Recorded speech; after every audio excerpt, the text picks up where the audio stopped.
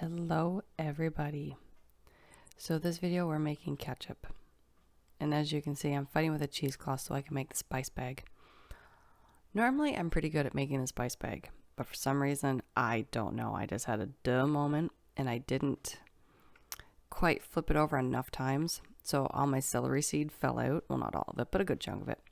Didn't really matter. I blended it anyway. So in here we are going to add 3 tablespoons of celery seed, 4 teaspoons of whole cloves, 2 cinnamon sticks, which I broke into pieces to make it easier, and 1.5 teaspoons of whole allspice. I couldn't find whole allspice, so I just ended up by using a teaspoon of powdered allspice. Called it good. Now, what you didn't see is that I have 24 pounds of tomatoes in a pot that I cut up, cleaned, and blended. So it's in the pot, simmering away as I get this all going. See, there you go. You can see all the celery seeds that fell out. I'm normally much better at doing it. For some reason, I had a duh moment. But anyway, so we're going to get that all ready. And then we're going to put that into a pot with 3 cups of apple cider vinegar and bring it to a boil and then shut it off and let it sit for 25 minutes with a lid on it. I was canning something else at that point. So you're going to want to let it sit for 25 minutes after you bring it up to a boil with a lid on it, so that way it can steep, it can do its business, it can get all happy and do its groove thing. Ketchup is super easy to make. It's just a very long process because you have to cook down all the tomatoes. Now, I didn't have my roasting pan at the time, or else I probably would have done it in my roaster. I now have one, thankfully.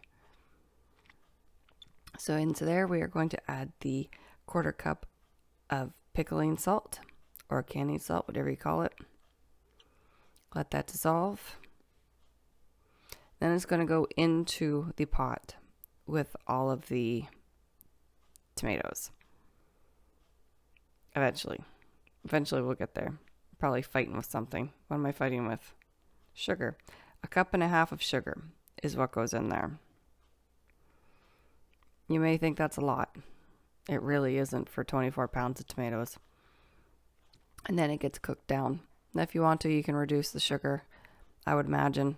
I personally don't. I'm using 1/2 cup measuring if you're wondering why I'm putting so many in there. I didn't feel the need to dirty something if I didn't need to. So we're going to get that stirred up.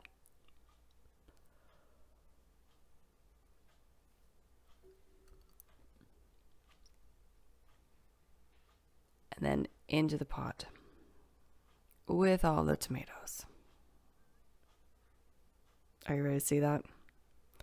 I had to cook it down. It took, if I remember right, it was quite a few hours. I don't even remember now.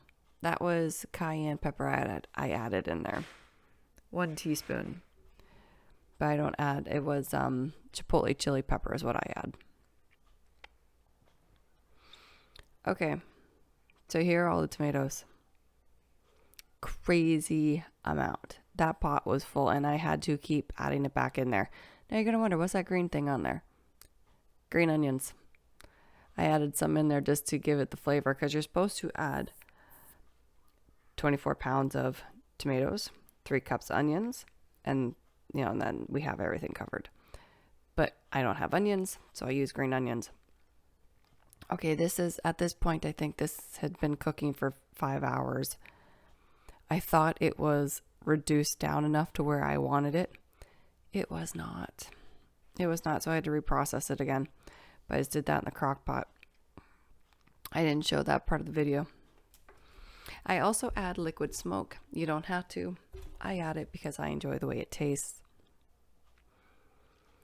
That's kind of a, if you want to add it, if you don't, then don't. Now, even probably by watching this video, I'm going to realize that it's not thick enough for canning. I ended up with 24 jars. And in the end, once I processed it again, I got 14. Yeah, like you can see that's just way too thin for ketchup. All right, so we give it, what is this one? This one is 1/2 inch headspace.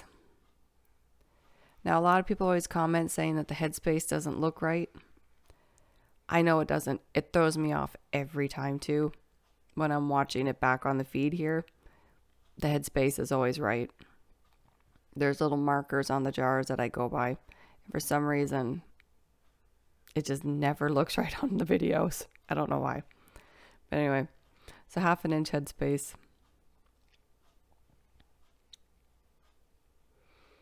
Oh, I guess I'm going to show you 4 jars.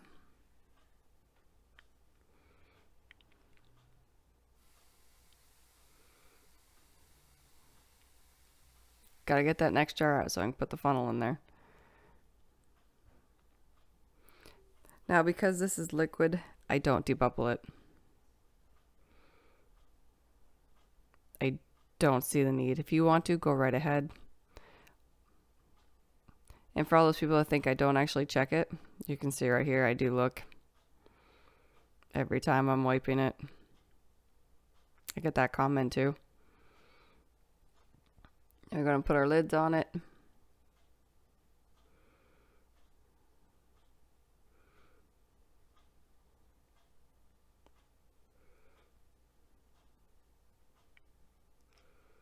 Put a ring on it. And then into the water bath canner it goes for 15 minutes.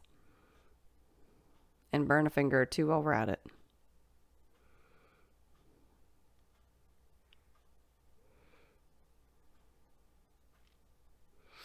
And here we go. I lose everything when I'm doing this stuff. Okay, at this point it is after dinner when I'm pulling these out of the canner.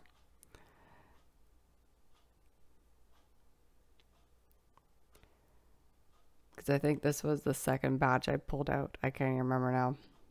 Anyway, make sure not to tilt the jars no matter how much you want to. Don't do it.